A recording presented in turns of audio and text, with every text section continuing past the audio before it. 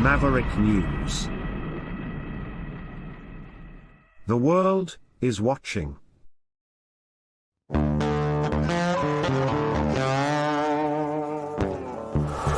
In a universe full of ideas, we draw lightness from the dark to a place where opposites attract.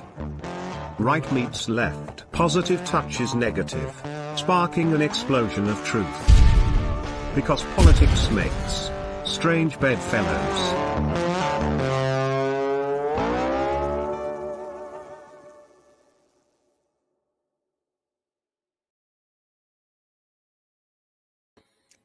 Hey, good evening, everybody. Welcome to Strange Bedfellows. I'm your host, Lori Spencer, with my co-host, Rick Walker, the one and only from Maverick News. And I'm the strange one. No, I'm the strange one. Actually, we're both strange. That's why we make Strange Bedfellows, right? That's right. We always have strange people on this show, but a good kind of strange, you know? But we're all pretty strange. Yeah, we're all unique. That's a nice way of putting it. Yeah. And we have a great guest joining us today. Yes, we do. Our Maverick News correspondent all the way over in Crimea, Russia or Ukraine, depending on which side of the war you're on, I guess. It's disputed territory. And that's kind of the whole part of the topic that we're talking about tonight is disputed territories that lead to world wars.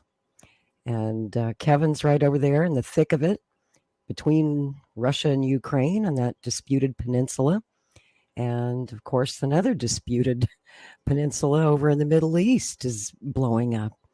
And, Rick, since the attacks, October 7th on Israel by the Hamas terrorists, man, it's been almost a month ago now. Wow. A month ago this week. Wow. Yeah. What a month it's been.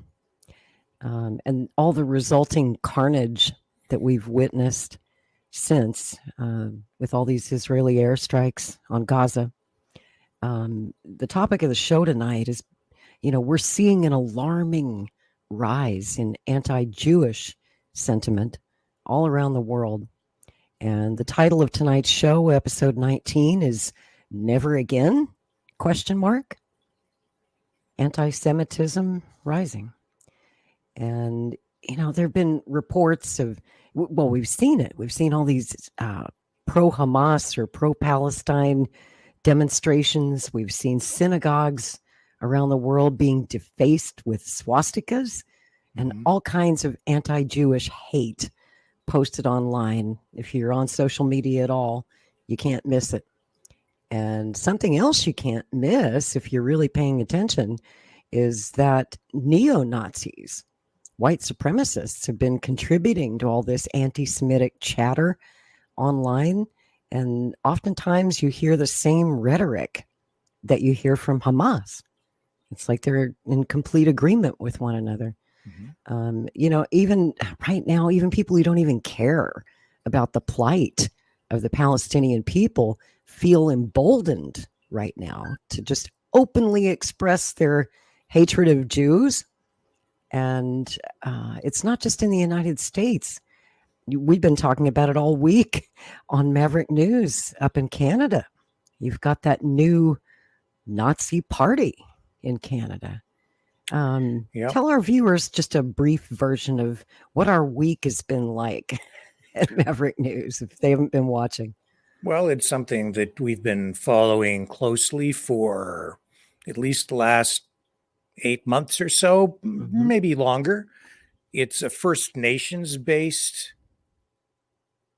anti-Semitic ethno-nationalist political movement that is poised to become a national party. They're filing paperwork to do that. It's going to be called the Thunderbird Nationalist or Naturalist Party. The ideology is inspired by, rooted in the same ideology that we saw, that we witnessed in World War II with Nazi Germany. In fact, the founder, Adrian the Realist, Adrian the Fascist is what I call him. Yeah, little Adolf. Little Adolf. He He's made very specific references in various social media posts and interviews to Hitler, to to the to the ideology. He absolutely has made it clear that he does not like Jews. He said so right on this program. I think the second time we had him on, and I've had him on multiple times, not because I want to promote anything that he's doing, but because he is getting some traction, enough that it is absolutely something we need to be concerned about. So we've exposed it because it is accelerating. Yeah, we interviewed him on Halloween, which I thought was very appropriate. Yes. The booking time just worked out perfectly. I mean, that's the scariest thing I can think of. It's complex, it's a complex thing, because what I'm seeing is it's anti-Semitism, but in a very Western, it's not a Western thing, it's a global thing. Anti-Semitism is not necessarily just about the Jews. It's more complex than that. It's a postmodern phenomenon that it's postmodernism, and so they've been working up to this, Laurie. If you look at the narratives that have been playing out over the last, especially 3 years, accelerated because of the oppression that came with the pandemic. Right. The twisted, disguised language, or the language used to disguise the anti-Semitism, is now being displayed in a more blatant, obvious, unmasked way.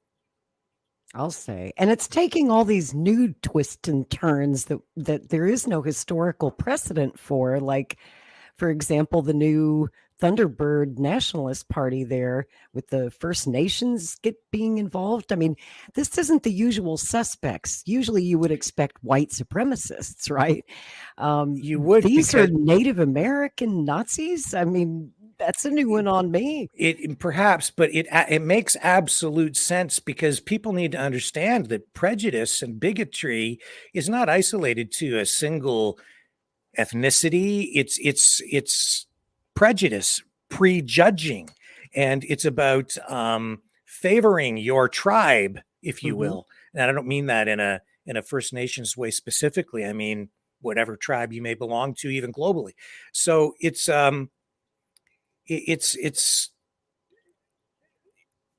we'll get into it more on the broadcast. It absolutely makes sense, though, when you really kind of dig down into it, because it's anti-Semitism is rooted in prejudice and bigotry and hate. And what you see too is the same motivating factors that come with the desire to liberate. It's even those things, emotionally and ideologically, you're walking a fine line there, because as you try to liberate, those same motivations can take you to a very dark place where you end up oppressing. So this is why you end up with these people who have good intentions to begin with, but their ideology leads them into the abyss. It's a complex psychological and ideological thing, but we're witnessing that right now. And even though you've been working this story here at Maverick News and following Adrian and the origins of this Thunderbird party for several months, it's taken kind of a new twist, and it's echoing what we're hearing coming out of the Middle East and what you hear from Hamas. They talk about their stolen land, and they're going to reclaim it. And the colonialism. Yes. It's postmodernism, postmodernist political ideological theory, critical race theory. It's these things converging, and it plays into this globalist agenda, but it's anti-colonialism, and then different political powers, different countries, they latch onto this, they exploit it, they capitalize on it to further their interests politically around the globe, whether it's Russia, the United States, China, India, Australia, it doesn't matter. They're all involved in it, but there is absolutely choreography that's going on here, and that's why these things are converging right now. And you can see that this, if you boil it right down, it's the same issues in Israel Palestine that are playing out right here in Canada between Exactly. First Nations, the government, the settlers. It Mhm. really boils right down to the exact same issues. Or even if you go to Barbados, where they decided to decouple from the monarchy. So these Right. things all are interconnected, and it all goes back through history, where the roots of all this started with, Christopher Columbus coming over. So Mhm. it goes back that far, and it's all intertwined. We are all on stolen land. That's the bottom line. And Even over the even sorry, I was Hamas going to say yesterday. I'm sorry. Even Hamas yesterday says that Spain is stolen land, and now we have to give back Spain. Where the where wow. the where are the people supposed to go? There won't be any room for any humans at Where does all it anymore on the stop? planet. Yeah, where does it stop? And Yeah. just over the weekend, there was that pro-Palestinian mob, shouting anti-Semitic slogans and demanding to know where the Jews were, storming the airport, excuse me, in Dagestan, which is a mostly Muslim republic and tonight. So I wanted to bring on Strange Bedfellows, our Maverick News correspondent over there in Russia, over in Crimea, Kevin Michalitzi. He's an American living on a disputed tract of land currently being fought over between Russia and Ukraine. And I want to discuss, the reason that Israel was created in the first place in 1948. We've got some history to talk about tonight, folks. We're going to talk about the history of the Jews in Ukraine, in Poland, in the former USSR, the pogroms that led to the Holocaust, and the collaboration of the Arabs and the Palestinians with the Nazis in World War II. Kevin will also give us more details on the aftermath of the Dagestan riot, Putin's expression of support for the people in Palestine, and also he's going to address some of these Western allegations of anti-Semitism in Russia today. You hear a lot about the Nazis in Ukraine, but there is some Nazism in Russia as well. We'll find out if that's over-exaggerated propaganda from the West or if there's some truth to it. And, this week, November 9th, will mark it's been going on for 30 years now, since the fall of the Soviet Union, the International Day Against Fascism and Anti-Semitism. It's an annual event every year on November 9th, honoring the victims of the Kristallnacht Nazi pogrom of 1938, and more broadly, victims of the Holocaust and fascism throughout history everywhere. So tonight, we hope to raise awareness about the dangers of nationalism, racism, anti-Semitism, and neo-Nazism today, because they're saying the quiet part out loud now, and we all know where that leads. So I'd like to bring in our guest from Russia, beautiful Russia, where it's in the afternoon over there, I believe. Hey, Kevin. It is. Hey, Good to Rick. see Hey, you. Lori. Hey, Kevin. So, Welcome hey, back. thanks. Rick was talking about the First Nations people. I wonder if they realize that they stole land too. The original inhabitants of Canada actually crossed the land bridge from Russia. They were the Chukchuk Indians. Right. So how far back do you go in history before you determine who stole what from whom? Actually, you just hit on exactly the thing I wanted to share with people. So I was going to do it later, but I'll do it right now. We'll only take a moment. Okay, all of these arguments about who is here first, it's all a bunch of hooey. Bunch of malarkey, man. Okay, because look at this. All right, just look at this.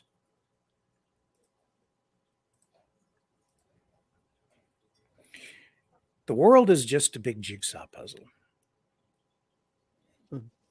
Let's go back, say, 160 million or 200 million years. Right. And, everything was connected.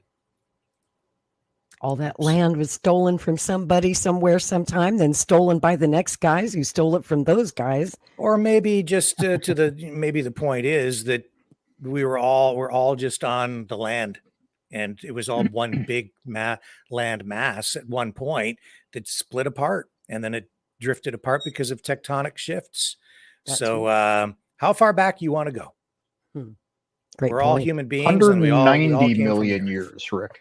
190 million years. Okay. Yeah. I 10 want to go million years 195. before your picture starts. Well, you you're know, on Strange it's- Bedfellows. You know, we just, since it's a Saturday show, Saturday night, we kind of like to catch you up on the news of the week. And boy, it's been an eventful week. There's been so much going on. When we're talking about the rise of anti-Semitism, we see it really exploding over in Europe, which for students of history like me is pretty scary, especially when you see it happening in places like Vienna, Austria. Yikes. Take a look at As we this, continue to guys. follow the breaking news out of the Middle East, you are looking at live pictures of a group gathered in Ramallah after Friday prayers. There have been a series of significant protests over the course of the last several weeks. We will continue to monitor what's happening here as well. At the same time, there has been a significant increase of anti-Semitic acts in both the United States and around the world since that October 7th attack by Hamas on Israel. FBI Director Chris Wray said this week that anti-Semitism is reaching, quote, historic levels in the U.S. In Austria, the Jewish community has been targeted in an incident that carries disturbing reminders of the past. CNN's Frederick Pleitgen joins us now from Vienna. Fred, reading about this cemetery holds extra significance for Jews in the area. The room where you stand was actually burned down last in 1938 by the Nazis.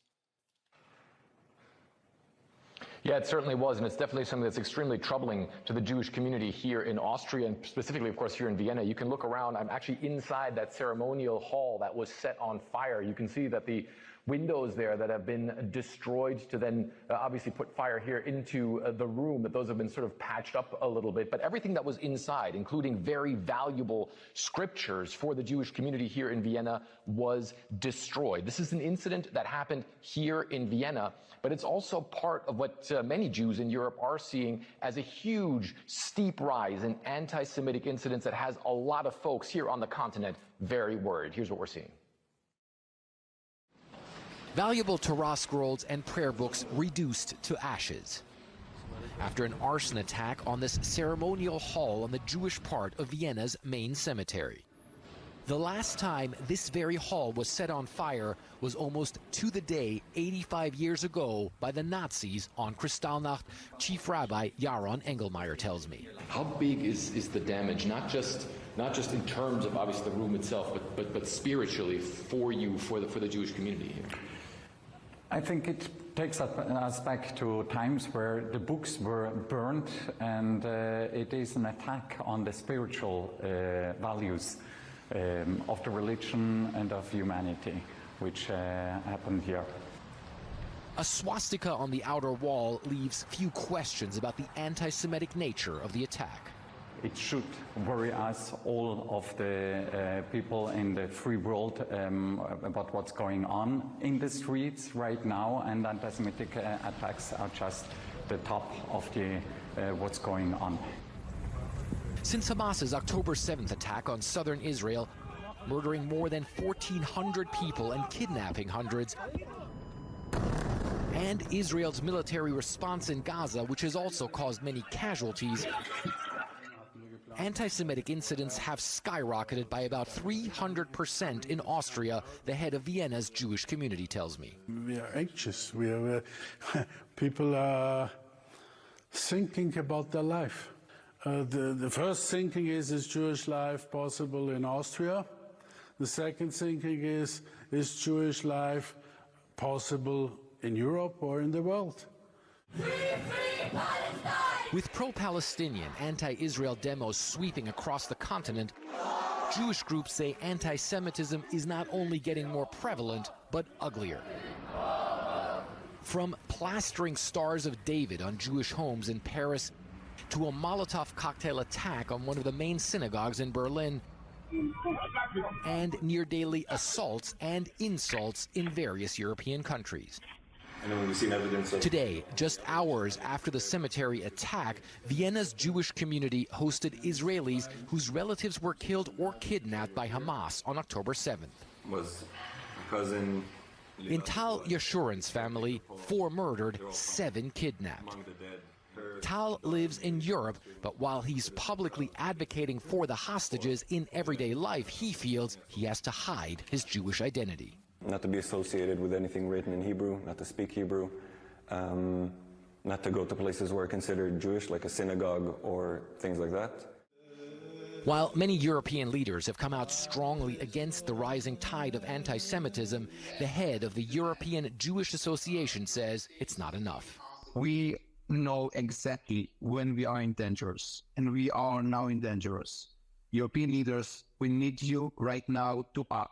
Never again is now, not tomorrow, not next week, is now.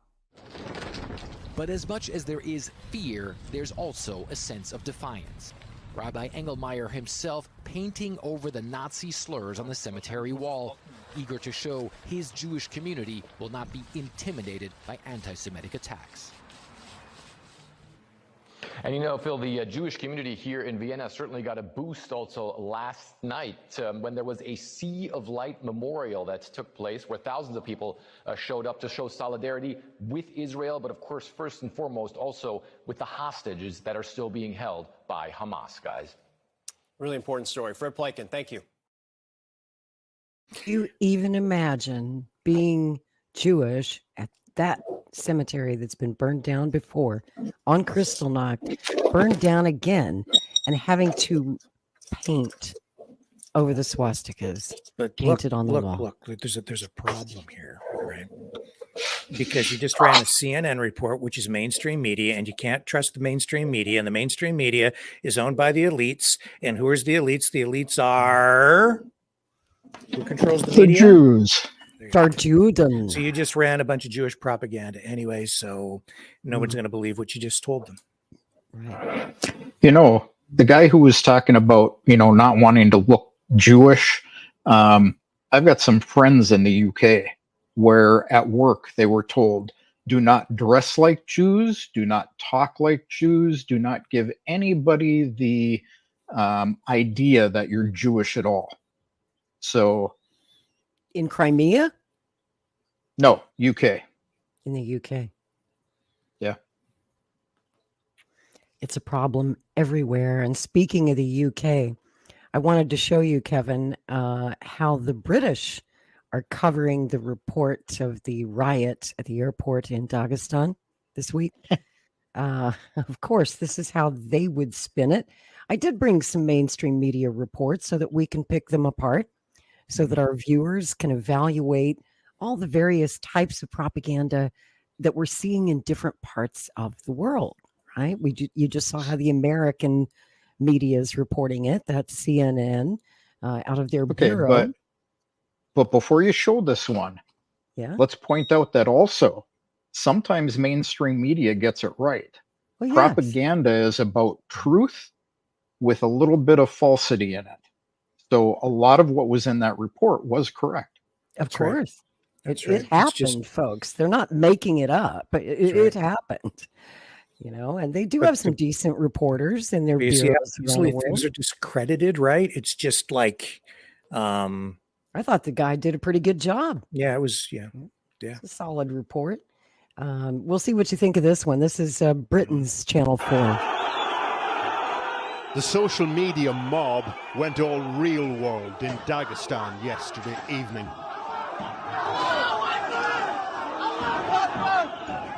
A crowd of hundreds stormed the airport in the capital city, Makhachkala, at around 7 p.m. A plane was arriving from Tel Aviv. Unsubstantiated rumors amplified on Telegram channels said that there were Jewish refugees on board fleeing the war in the Middle East. The mob was headed for that plane, now sitting on the runway. The Russian Republic of Dagestan is majority Muslim, has no recent history of extreme displays of anti-Semitism, though, at least nothing like this. The crowd first got through into the airport concourse, marauding through security. Their intent was clear from the chanting. They were looking for Jewish people. Frightened airport staff are heard saying there's no one here.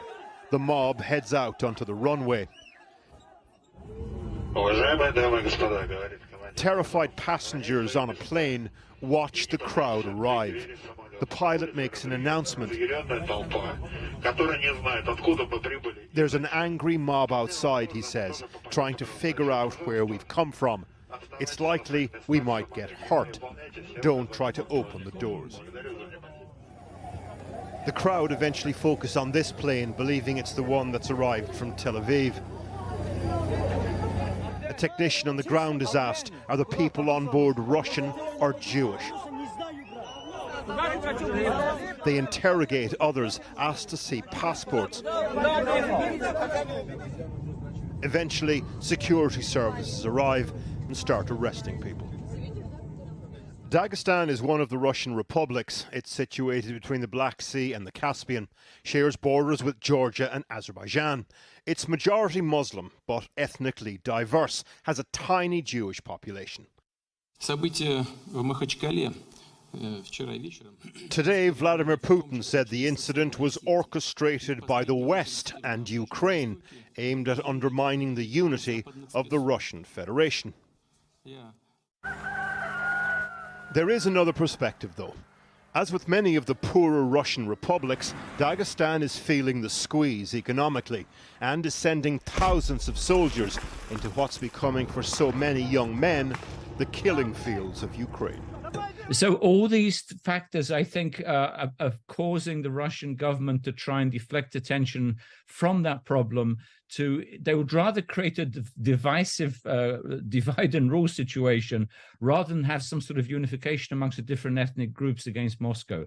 So I think we're entering quite a dangerous phase in North Caucasus, where it's not just in Dagestan, remember, there was also in Kabardino-Balkaria attacks on the Jewish center in the capital. And again, I do believe this was engineered by the FSB to try and deflect attention from a growing movement of Circassian nationalism in the North Caucasus. Were there ulterior motives behind last night's rampage is one question. If you were Jewish, running the gauntlet of the mob as you left the airport, here's another question. What would they have done if they'd found me? Oh, wow. Orchestrated by the FSB? Yeah. Kevin, they're blaming each other, of course, right? Russia's Of course. blaming Ukrainian intelligence and they're blaming Russian intelligence. What's your take? You're there on the ground in Russia. Tell us. Well, first, let me correct what Putin said in the video that they showed. What he was saying at that time was, I have to ask a question. Is it possible to help Palestine by attacking people? He went on and said, after the Hamas attack, Israel has the right to protection. But he called for a solution to the Palestine-Israeli conflict through peaceful negotiations. So they respun what he actually said. Of course they did. Yes, there was a mob. It's always a mob. They estimate there were 500 people there, plus or minus. Looks about and right. Yeah. Now, Hundreds. It's the same as with the hotel. Same 500 guys. So there was a rally that morning that was coordinated by this Telegram channel, Morning Dagestan, in support of Palestine. It was held in Cherkessk. And they were, call them what you want. They were, mad Muslims. They were, SBU agents, whatever. This particular Telegram channel and 3 others have actually been traced back to the SBU in Ukraine. Rick asked me this the other night. How do we know that that's the case? We actually have Zelensky, and let me find his statement on this. Because I pulled these all out. Oh yeah, this Telegram channel, yes, you were correct earlier when we talked. It was taken off of Telegram, but it's reappeared under a different name. And they are requiring people to sign up before they will let you in to see what they're talking about. So they're trying to prevent like the FSB from seeing what's being said there. It doesn't Do you happen work. to know the new name of the new Telegram channel? I do, but I'm not going to help people out by pointing them at it. I gotcha. So Okay. we had that one. It currently has brand new 26,251 subscribers as of about a half hour ago. There's another one with a guy who almost sort of kind of looks like he's Muslim, except he's, you know, wearing a ski cap, not the kind of attire they would normally wear. And it's calling for violence. And these channels are actually being pulled down. Now, By whom? we have who's pulling them down? Any idea? Apple, Google, Telegram, and the FSB is active in identifying these and reporting them. I see. So we have a blogger who his name's Ponomarev, and he's a foreign agent, and he was the owner of this Morning Dagestan channel.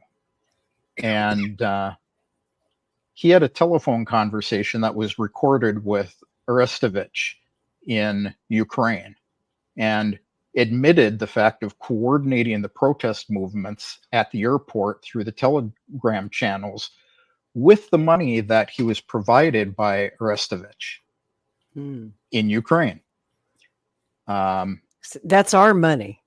Most likely, that's our money. It's your money. Yeah. And, you know, it says, this is how they are. First, the brothers come out and give the gas, and then they laugh at us. The provocateur who crippled dozens of Dagestani lives. This was the comment by a reader. It was actually one of his readers who exposed him on this. So the prosecutor general's office, him and another blogger, they've filed criminal charges against them according to the Russian Federation criminal code against extremist activities.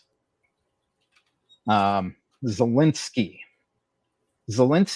made a statement through Mikhail Podolyak, one of his spokesmen, and he has said that he has a strategy for defeating Russia.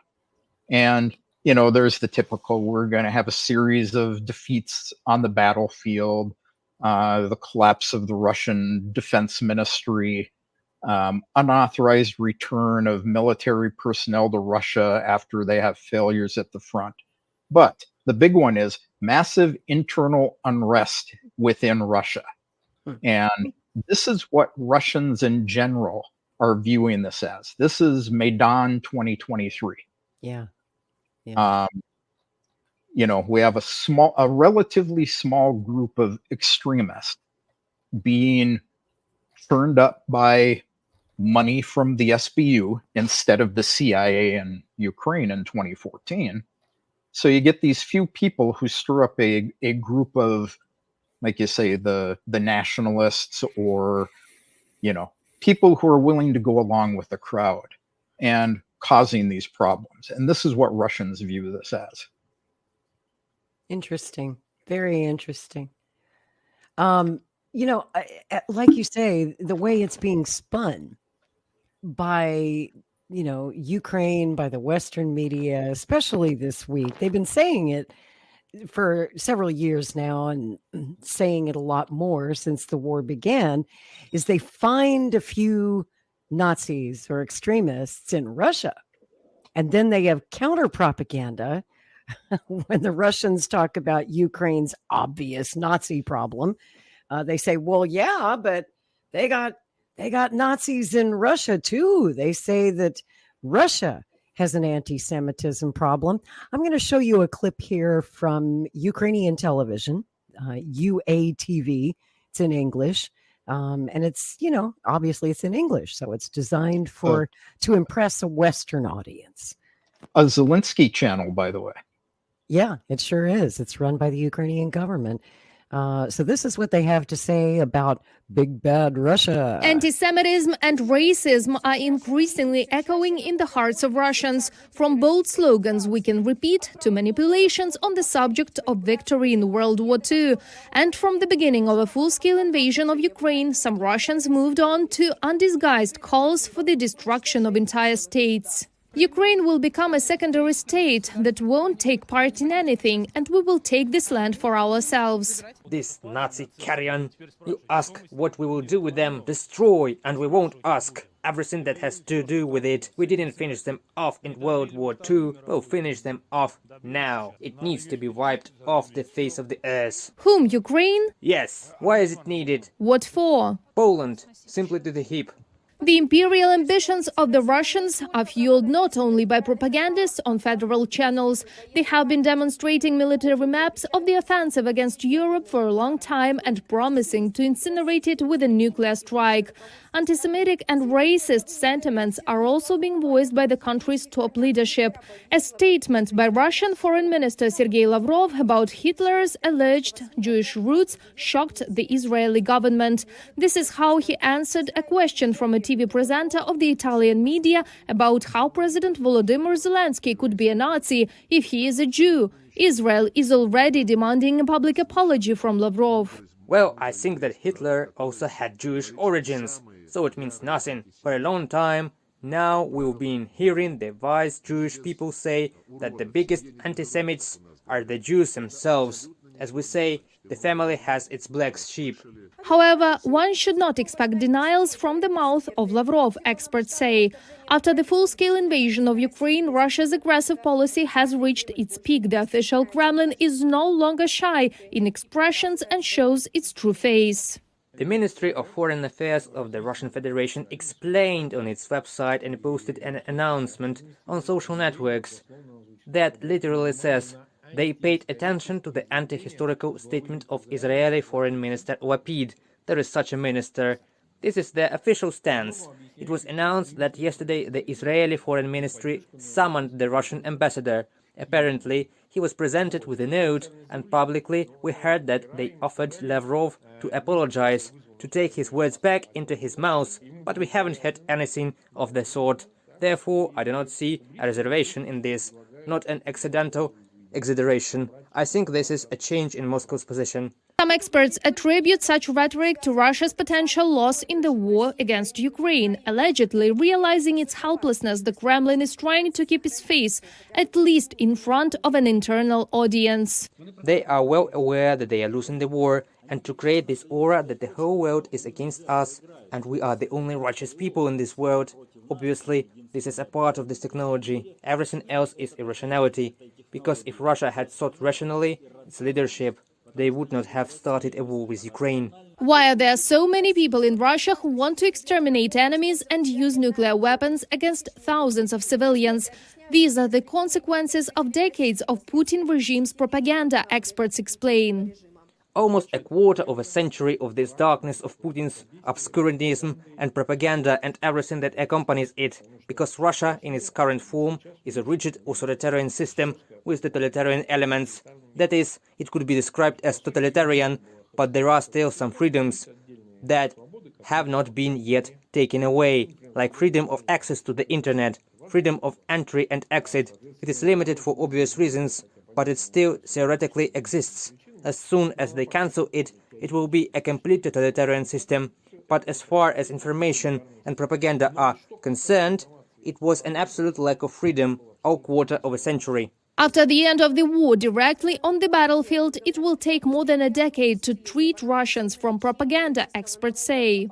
An example of the aftermath of World War II, started by Hitler's Germany, showed that the aggressor had been washing away traces of genocide and the murders of entire nations for generations. The first treatment is our victory. The second step that should be taken is a so-called denazification. What Russia wanted to apply to Ukraine should be applied to their regime. Accordingly, this should be done through international tribunals. The regime itself has been condemned at the political level. At the legislative level in the Russian Federation, this sin must also be condemned. This will be a very long process. And of course, as experts say, it will be necessary to get rid of the symbols of this war. Among them is the notorious letter Z, used today by Russians propagandists. Reported by Marina Stepanenko, Larissa Zubenko, UATV News. Well, Kevin, what do you think about that? Is that the pot calling the kettle black, or is there something to these allegations? You tell me. You live there. Well, Elinsky won't be able to go to the ooh because there won't be a letter anymore. So, you know, Rick and I talked about this a few nights ago. You know, yes, there's propaganda on all sides of the fence. It's an information war, like your channel says. It's an information war. And, you know, the only thing I can say about it is living here and dealing with it here. I see that if you compare the level of propaganda that Russia produces compared to the amount of propaganda that the United States and the rest of the West produces, the United States is king in propaganda, have been for years. We're number one. That's right. You're number one. The Ukraine war was the most propagandized operation in a long time. That was until Gaza and Israel came up. That is even worse. The propaganda that is out there for that conflict is much, much worse. Mm-hmm. So, yes, the Ukrainians it's a Ukrainian TV, and they're putting it out there for the Ukrainian people to keep them behind their special military operation. Of course. Yet you have, and I don't remember which guy it was, one of their heads of their military said just a couple of days ago that they have no chance to win this conflict with Russia, that it's time to start negotiating. But, you know, the Ukrainian government has puppet masters, and they aren't getting the, you know, the amount of attention that they were getting before Israel. You know, there was a comment that came out, 7 o'clock this morning, that there's concern amongst the US and European officials that the special military operation, they used war, has reached a stalemate, and there is no ability to continue providing aid to Ukraine. The Biden administration is also worried that Ukraine is running out of forces while Russia has a seemingly endless supply. Ukraine is also struggling with recruiting and has recently seen public protests about some of Zelensky's open-ended conscription requirements. Now, these are the things you are not going to hear on a Ukrainian television channel. We have a lot of friends there, and they do not hear these things. Everything they hear is how well the conflict is going for Ukraine. They're winning. They're taking back kilometers of territory.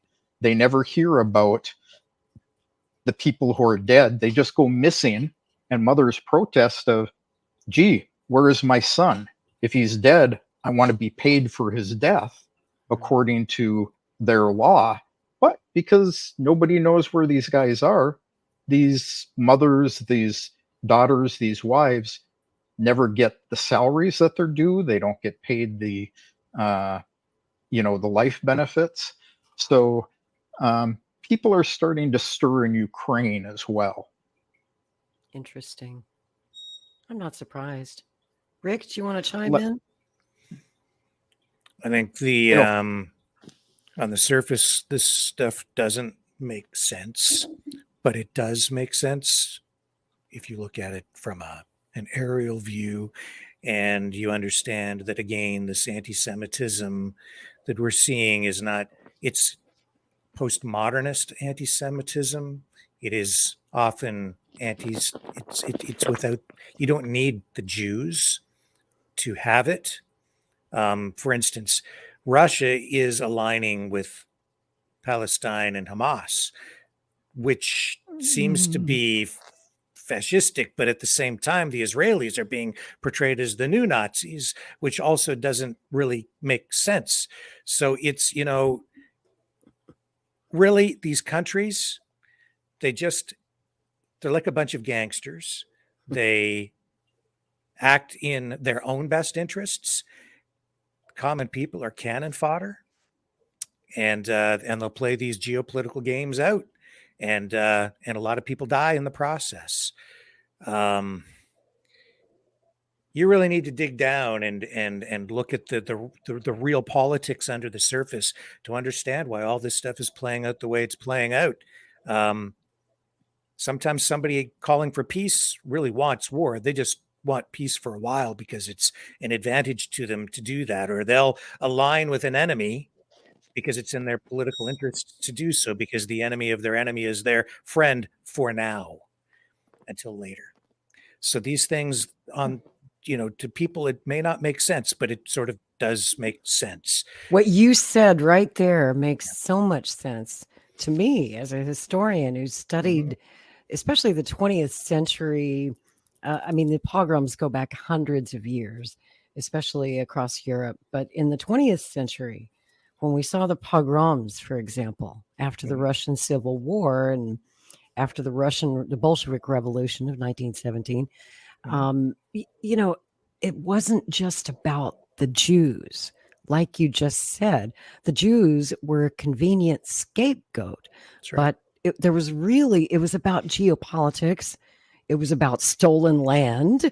It was about a land dispute. And most of all, in that case, and again, I see this repeating in the 21st century right now, it was about communism. It was about the rise of communism and the fear that struck in the hearts of the capitalist countries, the fascist countries, as fascism was just being born over there. I just, after seeing that clip from Ukrainian television, accusing the Russians of being Nazis, when I look around Russia, and I look at Russia a lot, I don't see random gangs of Nazis parading through the streets of Moscow. I don't see that on the streets of St. Petersburg. But in Ukraine, you can't swing a dead cat, it seems, without hitting a Nazi. And in all the major cities, they're freaking everywhere. And so I have to counter that, what I consider to be BS. I'm not saying it doesn't exist in Russia. I'm just saying it doesn't exist at the levels that it exists in Ukraine. I want to show you a quick clip that kind of ties before you do that, I want to address something there. Yeah. Go ahead. Reality is Lavrov did make that statement. I don't remember the context of it. It's about a year ago, right? Yeah. Yeah. But what I was going to say actually went in one side, not the other. So when that happens. Damn. Maybe it'll come back to you while I so play go this for clip. This just kind of ties the past of Ukraine, the ugly past of Ukraine, and ties the past and the present together. Well, let's go to Lvov, however you want to pronounce it. In 1939, Lviv, or Lvov at that time, was under Polish control. The Soviets came in 1939 and occupied the city and arrested a lot of people. Очень много деятелей культуры, науки, духовенства было арестовано и брошено в тюрьмы. И вот в 1941 году, когда приходили немцы, как ненадежный элемент, этих всех людей расстреляли в львовских тюрьмах. 5 июля во Львове колоссальный погром. вызваны, конечно, инспирированы и подготовлены также нацистами. They got ordinary Ukrainians to kill people, and it was pretty easy to convince them to do it. They opened up the prisons and they released a lot of the prisoners, but also uncovered the graves of people who had been killed there. Было несколько десятков тел со следами страшных увечий. КГБ поработало. Немного в НКВД на службе было евреев. They took a lot of pictures of this scene and spread propaganda that this was what the Jews had done. Ну и вы можете себе представить реакцию людей, которые узнали своих родных и близких. Word spread very quickly about this. Погром страшный, 5000 человек погибло, которые никакого отношения к тюрьме Бригитки, естественно, не имели. Jews were rounded up out of their houses and beaten and stripped and shot and murdered in other ways as well.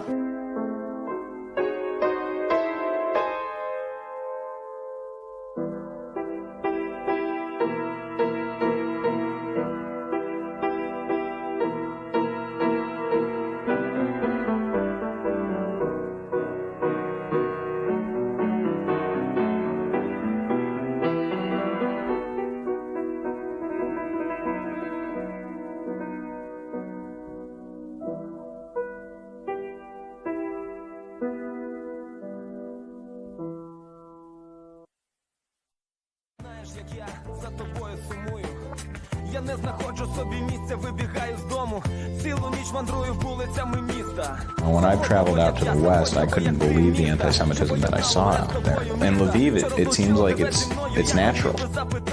Що ви думаєте зараз про ситуацію в Україні між євреями і українцями, про відносини між ними? О, ні, я не говорю. Чи вони є? Ні. Ви далі поступайте. Не євреї, а жиди, все. The situation has gotten quite scary here, pretty bad, to the point where the rabbi feels he can't walk in the city without bodyguards because he'll get harassed. I've also noticed a lot more swastikas around the city. The problem is that it remains. It remains for tourists to come and see all the swastikas in Lviv. It remains for any Jews who are here to walk by and see their religious symbols on hangmen. And people, everyday ordinary people, just walk by and that becomes normal. And when hate crimes and hate graffiti becomes normal, that's a sign of the sickness of society. Конечно, некрасиво. Вообще заборы обрисовывать некрасиво. Attitude, yeah. Simply condemnation. I think it's terrible, and actually I know some of my friends actually do this, and it's so difficult to convince them that it's wrong. У мене був однокласник єврей. І що ти, як ти думаєш, в класі, як до нього ставилися так само, як і до всіх інших? Ні, так же само, не дуже. Коротше, обзивали дуже часто євреї. Стереотипи, вони мають причини. Значить, якщо люди так ставляться до євреїв, значить євреї десь з того заслужили. І як вони там, євреї, термози. Я не вважаю себе антисемітом, тому що в наших колах десь ходить така приказка. Антисеміт – це той, хто не любить євреїв більше, ніж вони того заслуговують. Ви всі почали до нього погано ставити? Ну, не всі. Не всі, але багато почали. Так. Та нема національної ворожнечі. От вийдіть от зараз тут на вулиці, кричіть «Я єврей». Ну, я не думаю, що хтось підійде, вас буде бити за то. Здивується гарантія. Скоріше... Просто здивується, так. Здивується так само, якби ви кричали, що я голубий, чи я там... Це жит. Він не вірить в Бога. Це життя арабів. Oh, yeah, those are the children. Yeah, you know, what I see in this video is it's really hard to follow them in it because they start out with the Nazis were doing this, and then they blame the Soviet army. And then they show what the Soviet army did as filmed by a German Nazi. Right. And but they made it look that way, but that was not the Soviets doing that. Yeah, well, and you didn't have Germans walking around doing that. Yeah, you didn't have Germans walking around with video cameras while the Soviet army was there. Right. It was misleading in that way. Yeah. No, they also kind of skewed what people were saying. You know, yes, there is a lot of it there. They have a lot of the, you know, Banderites in that region. You know, it was Polish. So it wasn't even part of the Soviet Union originally. But you had some people, well, it's not bad. Some it's, calling them names. We have that everywhere. We have it in Russia. We have it in the United States. We have it in Canada. We have it in Europe. There's just a group of people who are intolerant of others. There's people in the States who are intolerant of blacks.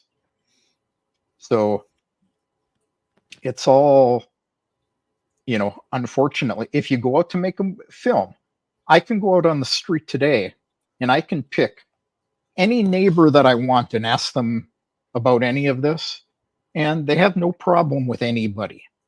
But if I'm looking to find somebody who is anti-whatever, I can find them and I can make a film about it.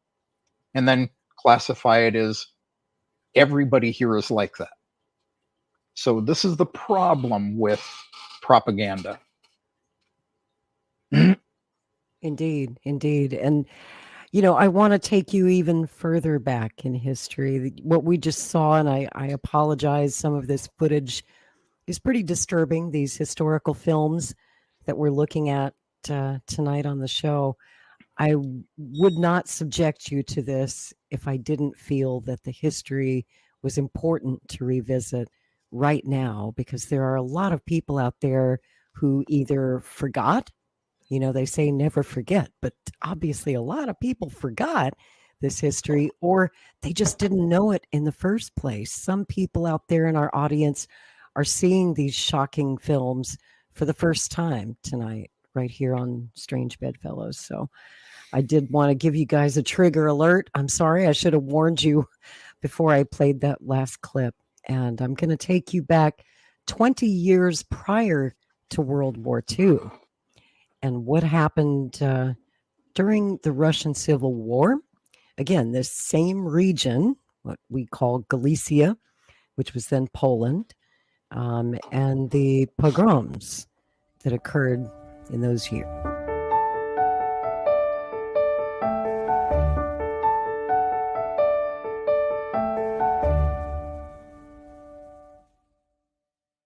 We will return to Germany and to the rise to power of Adolf Hitler and Nazism later.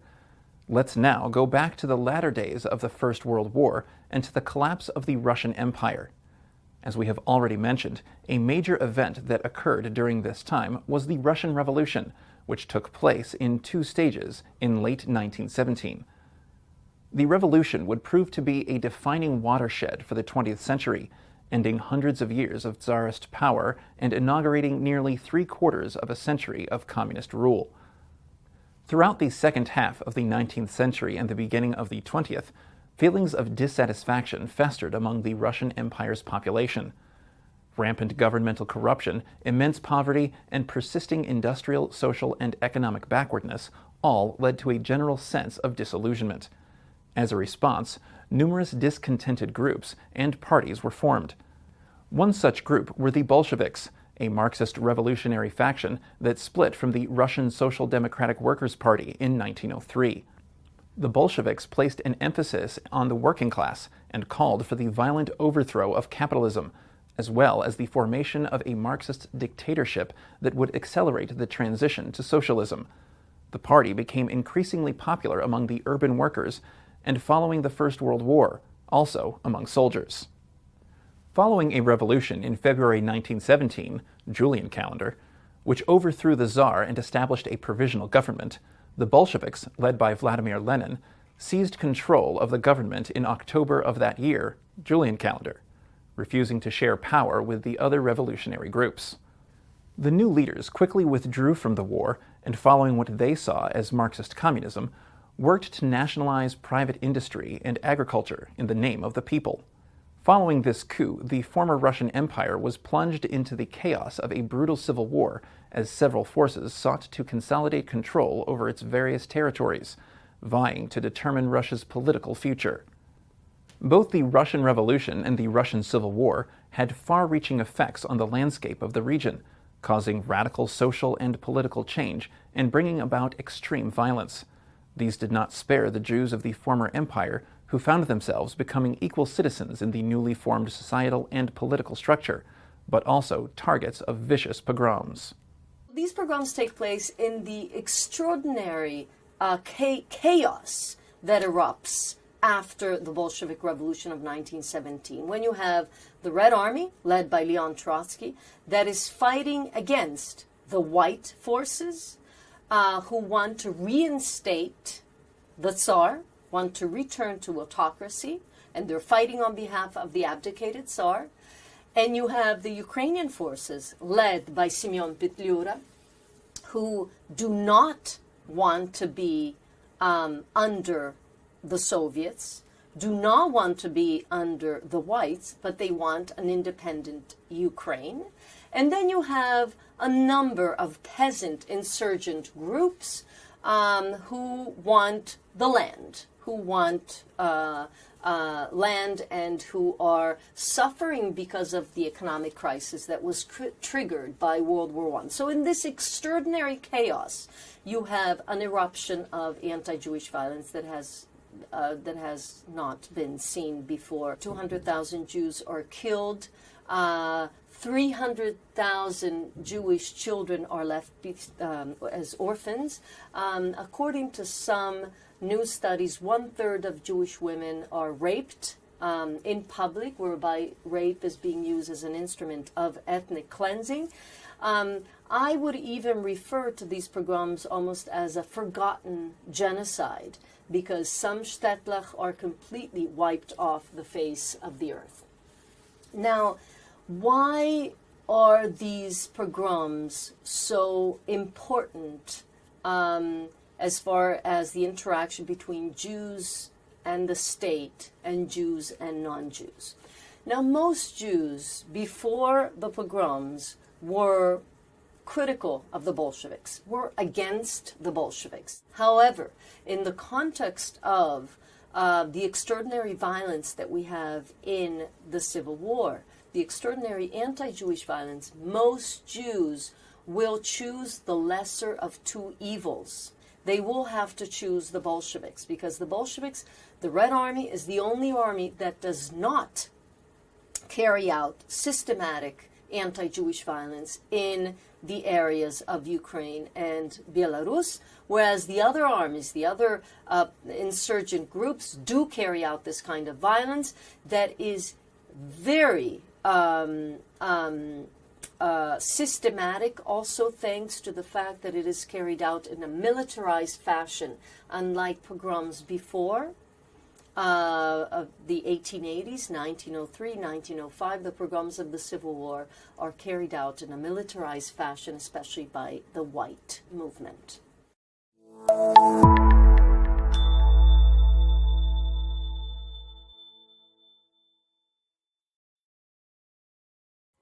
Wow. And you know, something that's really important to point out, I was kind of getting to it earlier, how this was politically motivated. It wasn't really motivated by, bias towards their religion. There was a racial component, but it was primarily political.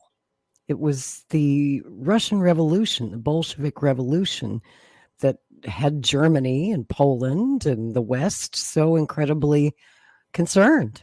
And that's why Russia was invaded by 20 different countries after World War I and the revolution. Kevin, you have any thoughts on that? Yeah, a lot of what was said in that clip you played is true. But again, they kind of slant it as anti-Soviet Union again. You're getting me the chance to talk about what I was supposed to talk about on my show this morning. Until technical difficulties intervened. Till many technical difficulties, yeah. Darn, I was so looking forward to that too. Yeah. So, they talked about the Jews had to pick the lesser of the evils, and there were groups that were, carrying out pogroms against the Jews. Reality is the Bolsheviks were not. A lot of the history people don't understand. Vladimir Lenin was himself a quarter Jew. So, it doesn't make sense that the leader of the Bolsheviks, was carrying out mass murders against Jews. And I've read a lot of oral histories from that period from the people who survived the pogroms, and they all say, time after time, I've seen these stories repeated, how they talked about the whites, or what would become the Ukrainian nationalists, would come riding into their village, burn it down, take everybody out and shoot them, rape the women, kill the kids. It was horrific. And every time it was the Red Army who came riding into town and took care of it, put down the pogrom, nursed the wounded, buried the dead, ran those bandits out of town. And they did this in village after village after village from 1919 through 1921. It was just a constant thing that Lenin and Stalin and the Bolsheviks had to deal with, was putting down pogrom after pogrom after pogrom. And, they say that the Red Army were their heroes. They came in and saved the day, and then they did it again in World War II. They were the ones who liberated most of the concentration camps. Well, Stalin's third wife was Jewish. Mm-hmm. Trotsky, his actual name was Bronstein. So if that tells you anything, and of course they talked about him in that clip. A majority of the leaders in even the times of the Tsars were Jewish or had Jewish wives. So it isn't something that really is, a big problem here. Do we have anti-Semitism? Absolutely. Everybody has it to some extent. But I don't know.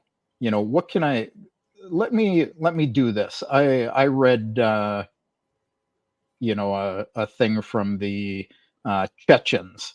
We're hearing right now about the Muslim population of Russia, all up in arms about the Israelis and refugees. And I read something for Rick from the Chechens that said, these people have fought with us for ages. They live amongst us. The Jews fight with us in the special military operation. Today in Russia is National Unity Day, hence my background here. And this was a statement by soldiers on the front lines in Ukraine. It says, "We come to congratulate everybody in our motherland on National Unity Day. Today, here Muslims, Orthodox Christians, Catholics, Jews, fighters of all religions and nationalities are defending our land from the Nazis, so that the people of Russia can live calmly and safely, so that every child can grow up with pride in our country and with respect for everyone around the world. We are all equal here, and we are all for each other, and you be for each other and for us in a peaceful land." This is the general attitude of Russians. Putin's statement about the Israel-Palestine conflict, Lavrov's statement, Lavrov did, his statement was a hair harsh, but I've got it here somewhere. But he said it's impossible to eliminate Hamas without destroying Gaza along with the majority of the civilian population. That's usually where the West ends his quote, saying, see, they're against Israel, or they're against Palestine, they're, whatever. But he says the destruction of Gaza with the expulsion of civilians, who number about 2 million people, will lead to a catastrophe for decades, if not centuries. So there is this real view here that the civilian Palestinians are being massacred by the Israeli government. And the Israeli civilians are being massacred by the Hamas terrorists. So it's really about the people that Russia stands behind. They don't stand behind Hamas. They don't stand behind the Zionist government. They stand behind the people of both sides. I think that's what a lot of people in the West are struggling with right now, to understand what's going on in Russia. And they're trying to figure out, why was Putin meeting, or why was these Russian diplomats, why were they meeting with Hamas? Actually, they didn't meet with Hamas. Hamas showed up unannounced and they were refused. That's not the way it's been reported. Would that surprise you in the West? It does not surprise me. Yeah. They did show up. They did go to the Kremlin and they were refused an audience. Very interesting. Very So interesting. Putin said, I want to draw attention to the heads of all regions, heads of law enforcement agencies, and special services to the need for firm, timely, and clear actions to protect the constitutional system of Russia and the rights and freedoms of all of our citizens, interethnic and interreligious, to provide harmony. Well, that's striking the right chord. That's what we needed to hear Putin say. It caused a lot of alarm over here in the West, let me tell you. But you did not hear him say that. You wanted to delve into the history a little bit. The first Jewish state was originally proposed for not only Crimea, but they called it Crimean California. It was Crimea and that region going up through Kherson and Odessa all the way over to where Romania is. It was supposed to be that big area, which was proposed initially. And Stalin agreed to that in the mid to late 20s. And they had some, I don't remember the number, 75, 95,000 Jews move into the area. Right. But as what happened is they were funded by Jewish organizations in the United States, and the Soviet Union gave them money to relocate there and start communities. And the locals started complaining and rising up against them. And again, was it a pogrom? Maybe, I don't know. But the people were against these well-off Jews with lots of money settling in this entire region, and it was causing problems. So as what Stalin did in 27 is he actually created a Jewish region in, it's often said in Siberia, but it's actually out in the Far East. It's right on the border of China and Mongolia, right in the corner down there. It's not a wonderful place. Well, he sent them to no man's land, but he sent them to no man's the pogroms would not find them there. Exactly. Right. Because the people would leave them alone, is what I was told by Dmitry this morning. Is in the summer it is hot and humid, and in the winter it is cold. So it sounds kind of like northern Florida to me. And there were, right now there's about 75,000 people there. 10% of them are Jewish. Their population has been 10 to 11% all along. But this was the same time that we had the Balfour Memorandum that Britain proposed, along with, making promises to 20 other countries to get their way, with the intention of keeping none of them. And, we actually have a town not too far from us, about 30 kilometers away, 12, 14 miles from us. It's named Inkerman. And where do you think the name Inkerman came from? It's a Jewish city in Crimea. We have 3 synagogues here. And nobody bothers any of the Jews here. But, you know, this is the territory that these well-off Jews wanted and their wives. They wanted the warm, temperate climes, and instead they were given, you know, BF Egypt. Right. So, right. Not the and then prime real estate for sure out there. Yeah. But then Crimea this was brought up certainly again is. this was brought up again at the Yalta conference, and it was Roosevelt who he kind of led Stalin in this a little bit with some unfair statements. He said, "Stalin, I'm a Zionist. How about you?"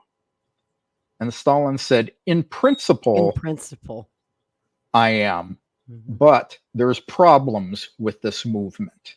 And this is the reason why he supported that in Palestine. That and the Soviet fact Union was like the first country to vote at the United Nations for the creation of Israel. Yeah, and it's kind of like Rick said earlier. It was a political thing, though. They wanted a Jewish state in Palestine because they sent many Soviet military men, leaders there, Jewish leaders, to help arm them, to help train them, to, you know, who were the guys that were the enemies of the Soviet Union at the time? The Arabs.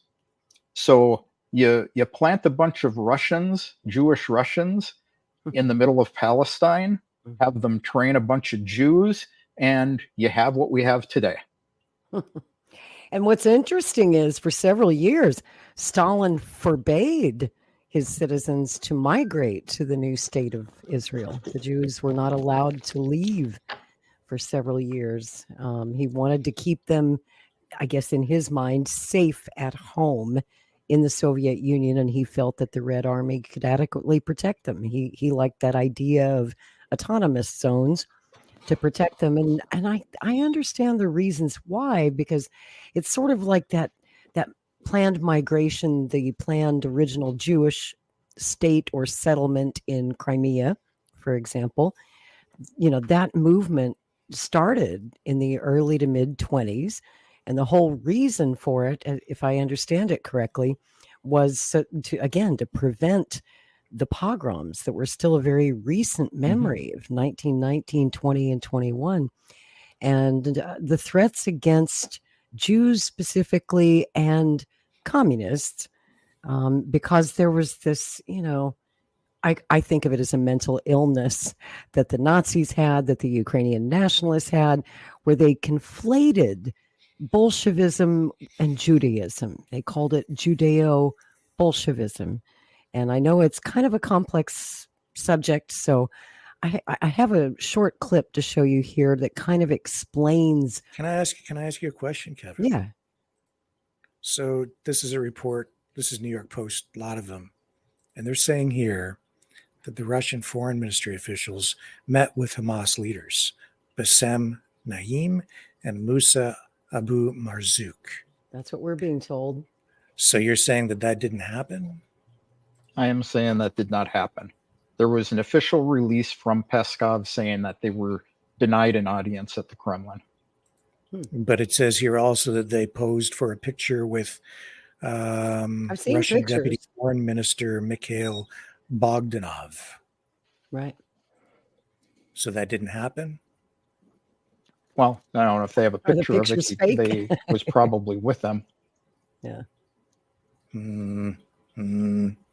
So much confusion. Nobody knows what to believe. I don't even know who Bogdanov is. Okay. Interesting. Well, let's ponder that while we watch this clip. Is he a funny?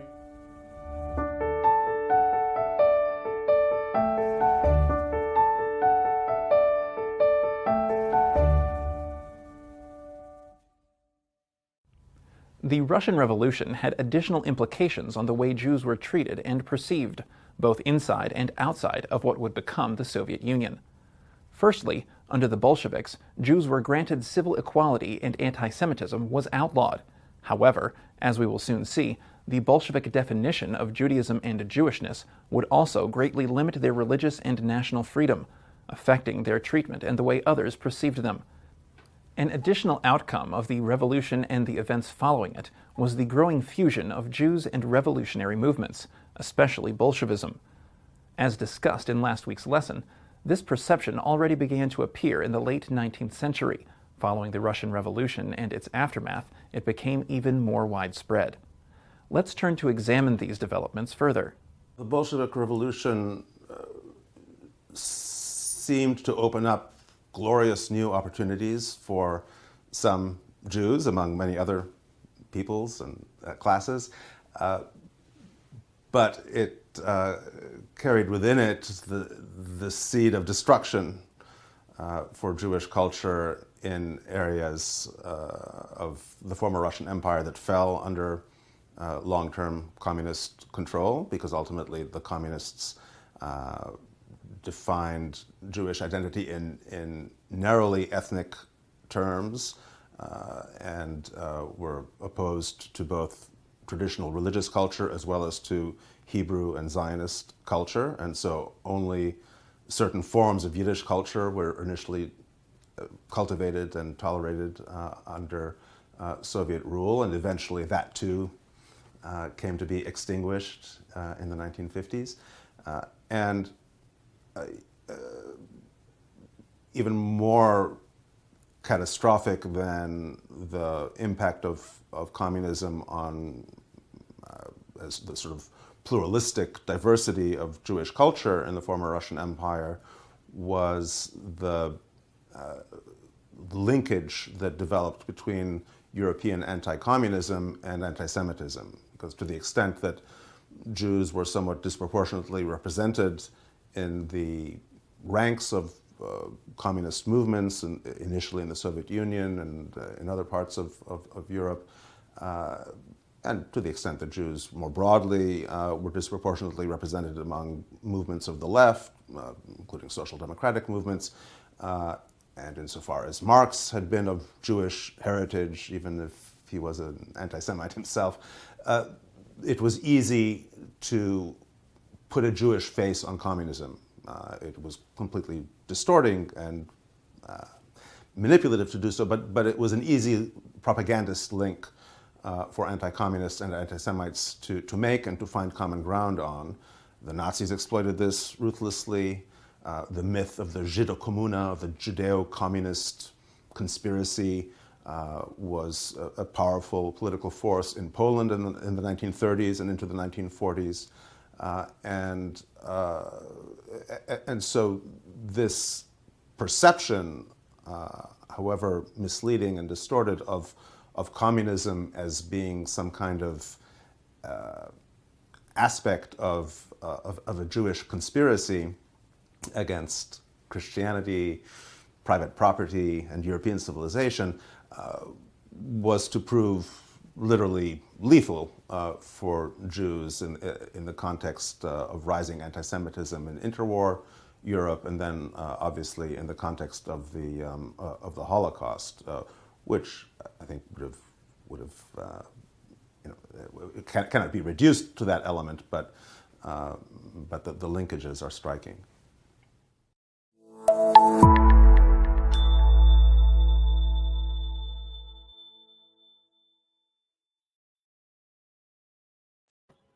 Where'd she go? Hey, Rick. Yeah. Yeah, I don't know. So to answer your question, yeah, like I say, Hamas did not come to, well, Hamas went to Russia, to Moscow, and was refused an audience. Bogdanov said that on Thursday, that previous Thursday, during his visit to Qatar, leadership of the Palestinian movement. So we can assume that's Hamas, but that was while he was in Qatar. So what's that? This picture that they've attached to these stories. I would say this is a picture from Qatar. That's what I would guess. Here. So we've got says senior Hamas officials Bassam Naim and Musa Abu Marzouk and Russia's Deputy Foreign Minister Mikhail Bogdanov met for talks in Moscow Thursday. And there's a photo, and that's from Reuters. Yes. And that Thursday was actually in Qatar. So that's in Qatar, not in Moscow? That's in Qatar, not Moscow. Okay, because they're saying it's in Moscow, but whatever. Nevertheless, is that not them meeting? Yeah, it's this they met. This deputy foreign minister, a special representative for the Middle East is what he is, and chairman of the Imperial Orthodox Palestine Society. Okay. But in Moscow, it's not like they sat down and had a face-to-face with Putin. It's not like that. Right. They did arrive in Moscow, but they were turned away in Moscow. Okay. So I'm just reading the caption. It says that's in Moscow, but whatever. Nevertheless, they had a meeting with a guy who's a government dude, but it's not Putin. It's not like that, but yeah. From what I see here, I absolutely see the battle lines being drawn, the alliances or the axis being formed. I see, Russia obviously aligned with Iran. Some of these countries are lining up on this side. These guys are lining up on that side. These guys are pro-American. Egypt is, more inclined to sort of be on the U.S.-Israeli side, but not fully committed because, you have all these complex things going on. Everybody's picking a side essentially, and you can see that this is all lining up according to this multipolar new geopolitical reality that we find ourselves in. And it's not just about anti-Semitism. It isn't just about, who hates Jewish people. It's the new geopolitical reality that is propelling us toward a third world war.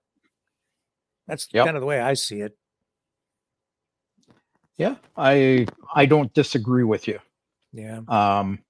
You've got North Korea aligning with Russia and aligning with the Palestinians now.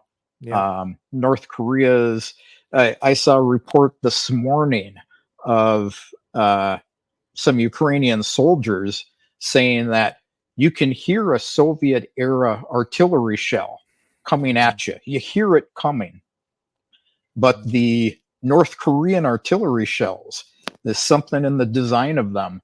They're silent. They hit them with no warning with those. So, Russia denies getting, weapons from, Iran and North Korea, but reality is it's happening. Yeah. And as I've said, anti-Semitism today is this anti-Semitism is sort of a postmodernist political anti-Semitism. It's rooted in political motivations and anti-Semitic tropes that have roots in anti-Jewish prejudices and cliches that are sort of present within the history of even anti-Jewish Christian bigotry. Yeah, it extends, into every country. It's so it becomes kind of complex and almost you can't explain it to some degree, but you can, and it manifests itself in strange ways, even here in Canada. So, Lori isn't going to want to see this, but you go to just here in Canada. Sorry, Marxists, communists here in Canada, they're aligning they're actually lining up with the fascists because they've bought into the anti-Semitic rhetoric, which has been cloaked in this new, I would call it like, let's call it woke fascism. Okay. And they're buying into it. So you go to the Marxist.ca website and you're finding all kinds of it there. Are you a communist on the top? But then it says, what can communists do to free Palestine? And then you read this release from them and you scroll down. I mean, it's very, I would say it's anti-Semitic.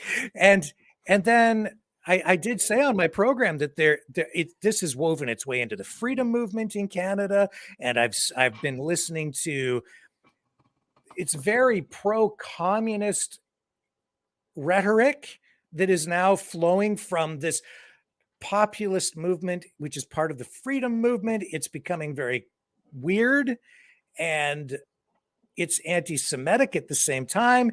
And yes, I'm sorry, but there are people within, as we've seen, people within the freedom movement who want to overthrow our government. Now there are Marxists who want to overthrow our government. And Lori sent me a message and, friendly, but she said, communists don't want to overthrow your government. But then right in this release, it says right in here that, right here, above all, we need to overthrow our own imperialist government in Canada.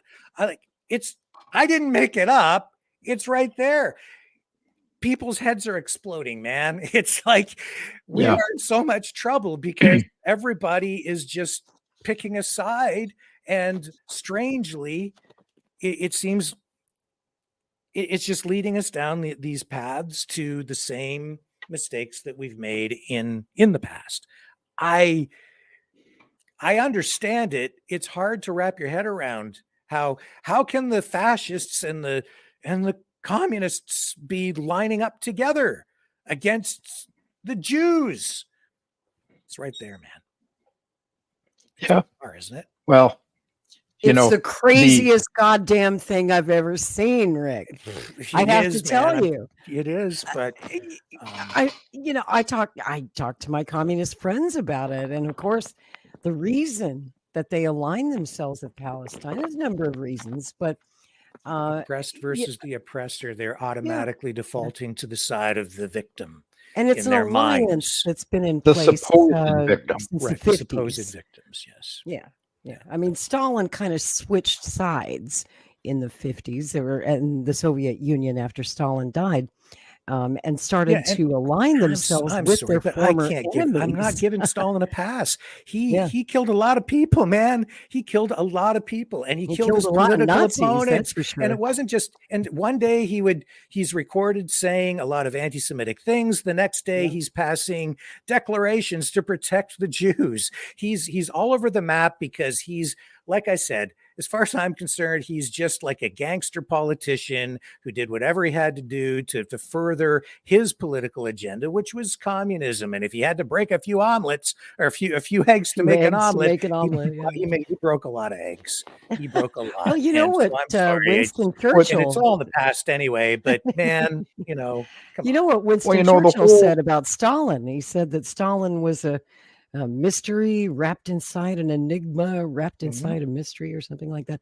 Yeah. And he was, because here's a man who saved the Jews of Europe, while at the same time they say he himself was anti-Semitic, yet he had a Jewish wife. But but on the one hand, he's like forming an alliance with Hitler, and he's saying, hey, let's carve up Europe. You come on in, you take half of Poland, and I'll take the other half. And to hell with the Jews over there. During that time, it wasn't until Hitler finally broke the agreement, which he expected he would at some point. It had been weakened by his war with the Allies, which was a strategic move. He didn't give a damn, right? It was like, do I get what I want? Or we'll just carve it up. Just don't attack me. That's not saving the Jews. That's just doing what you think is in your best political interests at the time. I'm sorry.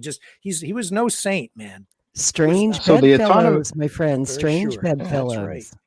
That's right. The Autonomous Republic actually wasn't meant to save the Jews. They were tinkerers. They were craftsmen, they were, sellers, marketers, and this went against the Soviet flow. So by moving them way off into BF Egypt over there in, the Far East, the goal was to get them to start farming. So that was that deal. Now, making the agreement with Hitler, that was done specifically because he knew that they were going to attack the Soviet Union. And it was a delay tactic so that they could prepare more. Yep. So I'll defend him on that point. Did he make agreements with Hitler? Absolutely. It was to delay things, though. And yes, this goes into that whole, Jewish thing. Are you for the Jews? Are you against them? And it's a big political thing anyway, because, yes, he saved 8-9 million Jews from the Holocaust. But was his goal to save them? Or was his goal to save 22 million Soviets? They lost a lot more people than the Jews did. That's Yet correct. we make the big thing about, the Holocaust was about the Jews.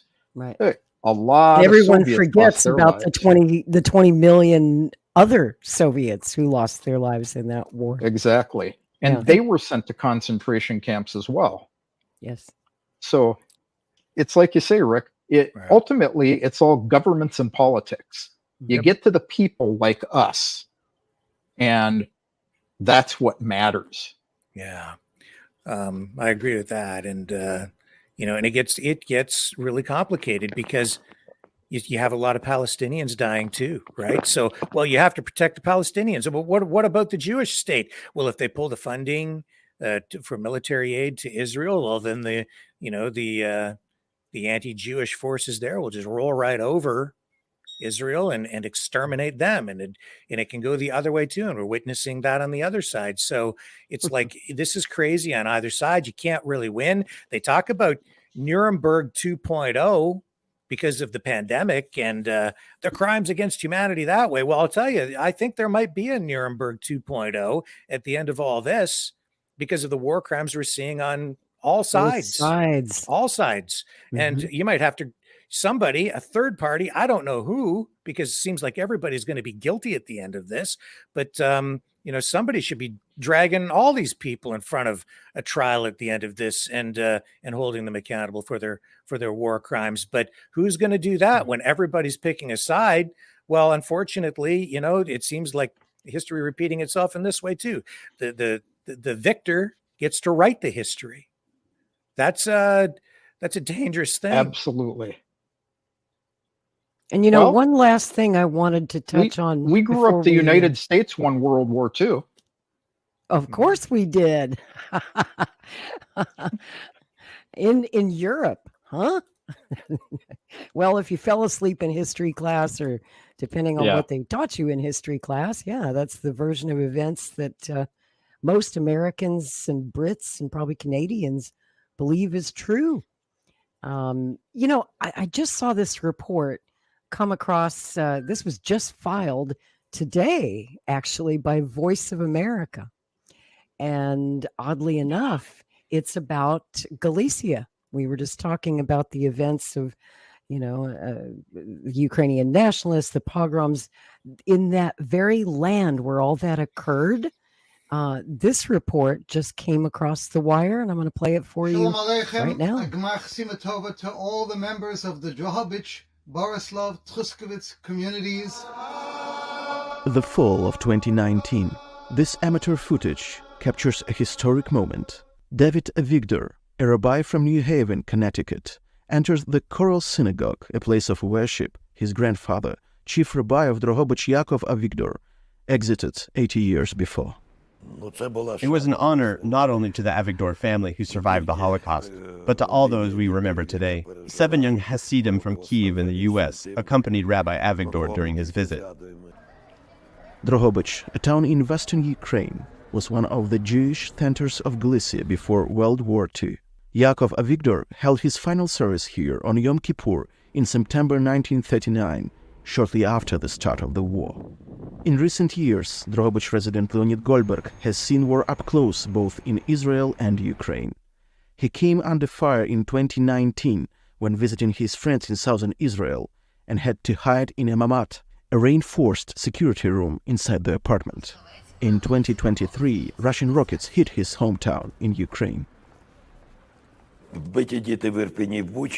Children killed in Irpin, Bucha, Mariupol, and children killed in southern Israel. This is the new Nazism we face in the 21st century. Ukraine has been at war for 10 years. Israel has been repelling attacks since its founding. These two countries are now confronting global evil. A local tour guide and publicist, Goldberg doesn't share Jewish roots with those who built the 158-year-old synagogue.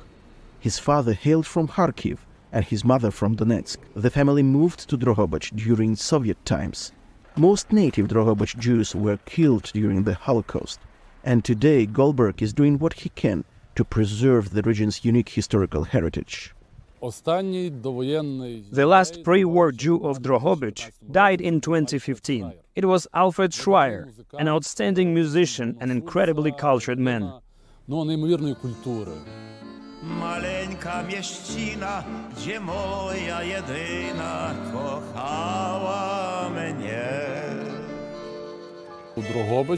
At the beginning of the 20th century, there were 3 Roman Catholic churches, 7 Orthodox churches, and 17 synagogues in Drohobych. Today there are no practicing rabbis here, but a lot of people caring for the tradition. This commitment has grown into an educational center.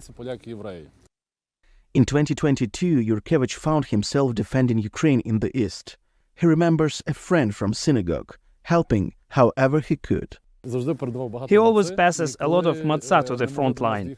When vehicles with provisions couldn't reach us, the guys would come, and I'd distribute Jewish bread, as they call it. It helped a lot because matzah doesn't go bad. The Choral Synagogue of Drohobych underwent a decade-long restoration funded by charity organizations and is now the largest synagogue in western Ukraine, operated by one of the smallest Jewish communities. The Star of David intertwined with the Ukrainian trident, a symbolic emblem depicted on Goldberg's kippah. He enters the doors of the city's synagogue every day, hoping all the wars in this world will forever remain beyond these walls. Mariusz Szydlak for VOA News from Drohobych, Ukraine.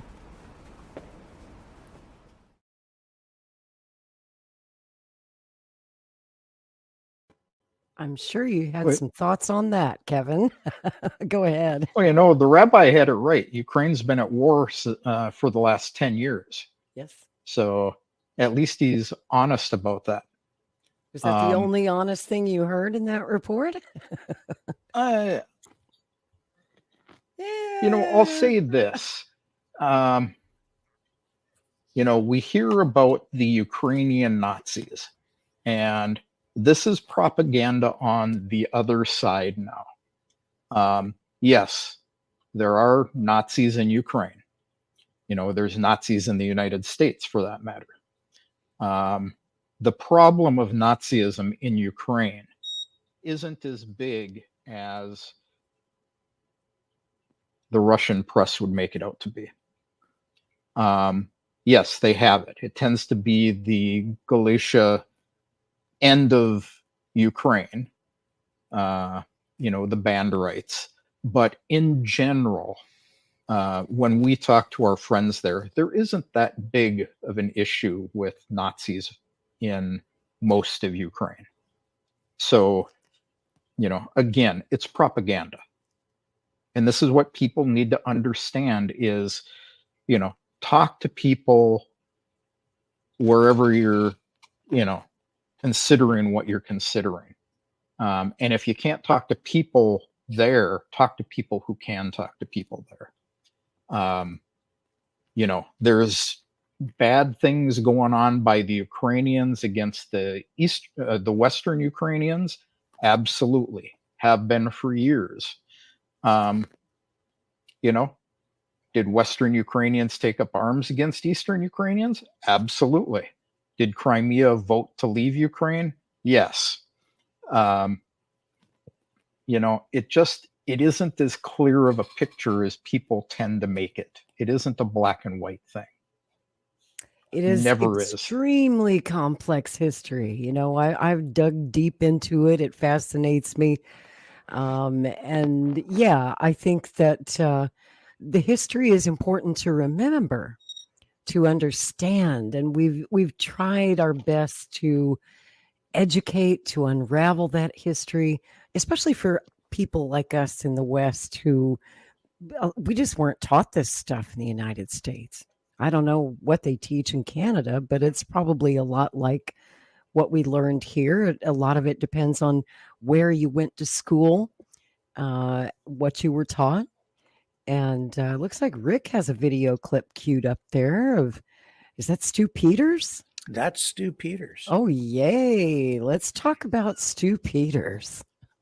Yeah. This is his moment. This is a moment just made for a guy like Stu Peters. Well, yeah, I mean, let me preface that with, you know, we talked about the Nazi party in Canada that's sort of being formed with a Thunderbird nationalist party, right? And then this is their emblem, right? Which is a carbon copy, basically, of the emblem from Nazi Germany in World War II. But Kevin is quite right to point out that you really have to talk to the people, because in my neighborhood on the corner, there's a Palestinian, there's a Jewish guy who lives over there. You know, I've got a Muslim friend 2 doors down, and we all get along. And there's really no issues in my neighborhood. We're all fine, right? But there are people trying to ramp everything up, and there are people with political motivations. That's what that guy promoting this new party in Canada is all about. But last night he's a First Nations guy, and it's an ethno-nationalist movement that is First Nations based for this new party. And yet last night, who did I have on the program? We had Carmel, who is a First Nations woman who was pushing back because she realized that he was basically tricking her, duping her and other people into following him with this new twisted sort of cloaked language and using new words that mean different things to tell, the age-old story of, how the world is being oppressed by Jews without actually using the word Jew, right? And we've been seeing this, especially over the last 3 years, with these anti-Semitic stories that are not being told using the word Jew. It's anti-Semitism without Jewish people in it, where it is, the world is being controlled by the elites who control banking, who control the pharmaceutical industry, who control the media. They're in complete control, and they're shadowy figures. You're never really quite sure who they are. And this story is being told by people like Stu Peters, who is now really coming right out and actually putting his anti-Semitism, his anti-Jewish feelings on full display for people, and receiving even media awards for doing it. And he's doing it alongside other influencers like Ye or Kanye West or whatever you want to call him. Fuentes. Yes, Nick Fuentes, people like that. And there are, others as well. And, here he is. And what does he want to do as a result? Where does this lead? Well, to this. Yeah, that's weird. So we talked as we exited the last segment that we were going to start talking about what accountability looks like. Okay, because I want to go on the record again and just say the people that have perpetuated these crimes against humanity, when they're found guilty in a court of law, should be executed. They should be hanged or shot in the brain. These people should face. They should definitely face the ultimate extreme accountability. Yeah. And you see where it goes real quick. And, and this is a guy who has a lot of followers, who's built a huge audience. And I'm sorry, folks, to tell you this, but a lot of what you've been hearing, and even some of this, I didn't recognize it for a long time.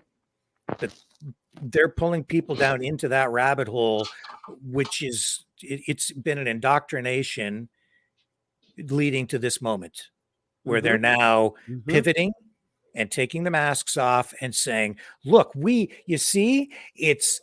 had the answer all along. It's those people over there. And who are the Jews? Well, today it is Jewish people, but it's more than that. It's anybody they really point their finger at and say, it's that guy there, it's that doctor over there, it's this politician. And if they're not Jewish, then they're just the Gentiles. They're the pedophiles who are vulnerable to being exploited and controlled. They recruit those people and pay them off and say, we won't convict you if you do our bidding, and we'll put you into a position of power because we can control you because you're a pedophile or you're an adulterer or whatever other. Or you were blackmailed by Jeffrey Epstein. That's right. Right? That's okay. why you have to support Israel, because they've got the Mossad's got the dirt on you. That's exactly right. Or Donald Trump, we've got him on the PP tape or, whatever it might be. Okay. And so that's how this story is being told, but it's all leading to the same place where it's always led. From the time of the death of Christ, where it was the Romans who killed Jesus, they executed him, but ultimately it became the fault of the Jews. Yep.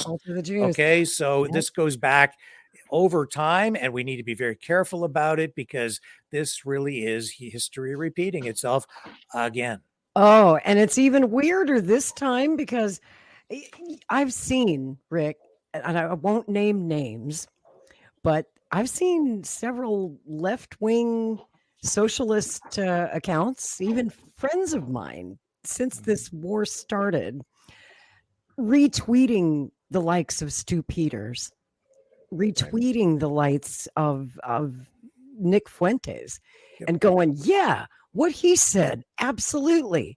Yep. And then you go, okay, now this is getting really weird because what a lot of people, my friends on the left, might not understand, and I would like my friends on the left and my communist friends to understand that Nazism and the worship and adulation of Adolf Hitler is still very much a thing in the Palestinian liberation movement of today.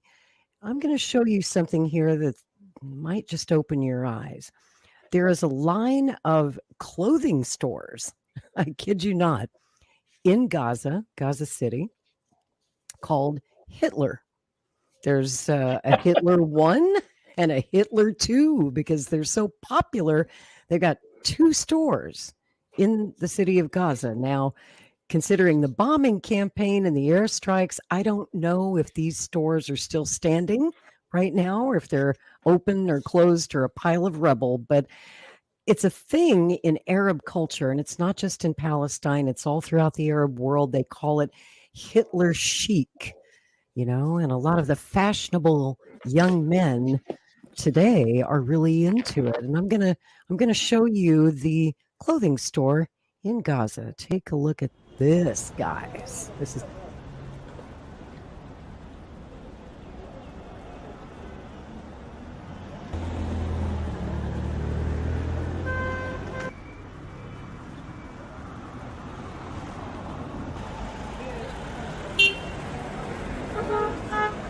اسم المحل هتلر، وانا بحبه يعني من كتر ما هو كان اكتر واحد معادي لليهود، لانه ظلمونا ويعني اخذوا حقنا، كل حقنا اخذوه في البلد، يعني ما خلوناش اشي.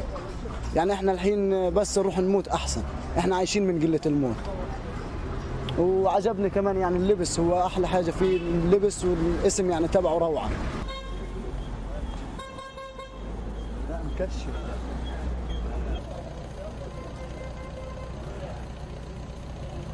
أنا والله كنت شفت الإعلان هذا على الفيسبوك، أجد حبيت أشوف المحل لأنه السكينة والكوفية والهذا صار رمز من رموز انتفاضة الأقصى، وحبيت يعني أجي على المحل وأشتري منه، عجبتني يعني الفكرة إنه قصة مساندة مع أهلنا بالقدس والضفة يعني وعجبتني يعني الفكرة كلها.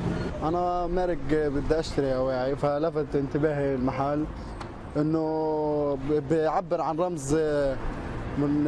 رمز الانتفاضه في الضفه، ويعني هذه الشغلات مسانده لاهلنا في الضفه، قصه السكين والكوفيه واللتمه، حاجات حلوه تلفت الانتباه، ويعني اشي حلو ومميز كمان، حاجات حلوة كتير.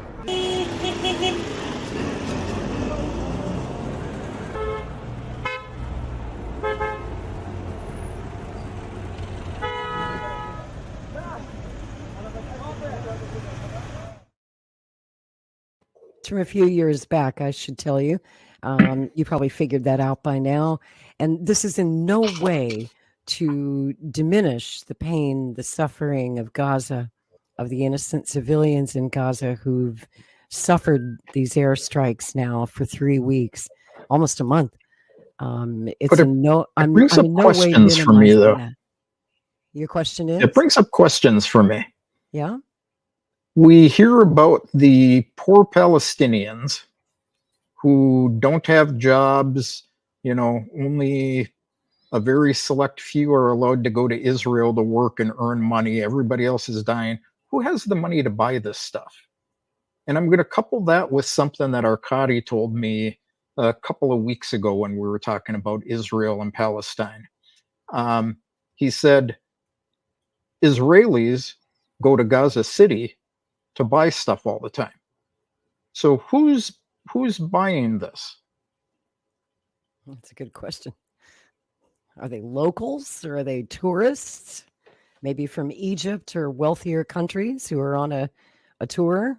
Thought it was an interesting. I don't know if it's in a touristy area of the city, or again, if that place even still stands. And again, while I hate these airstrikes, I hate seeing the suffering of all these innocent people.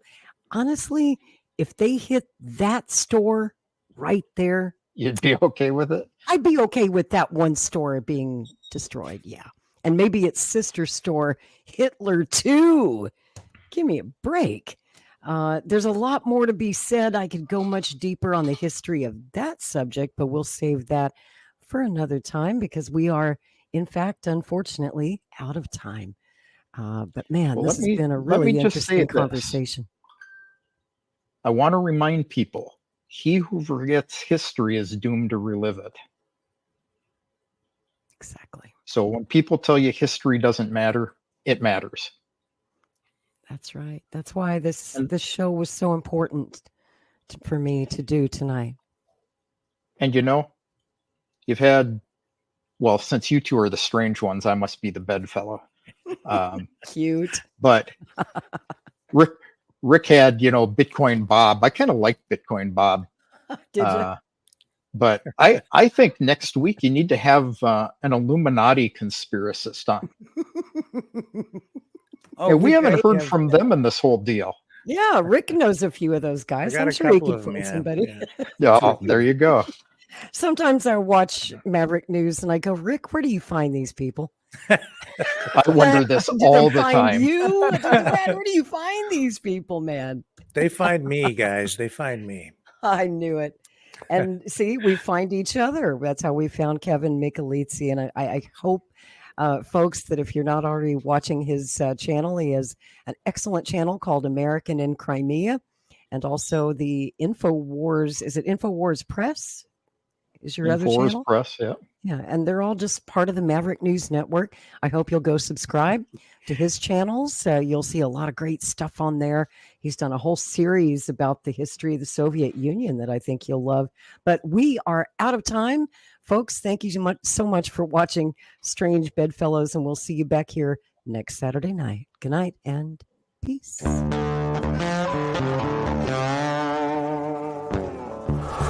In a universe full of ideas, we draw lightness from the dark to a place where opposites attract.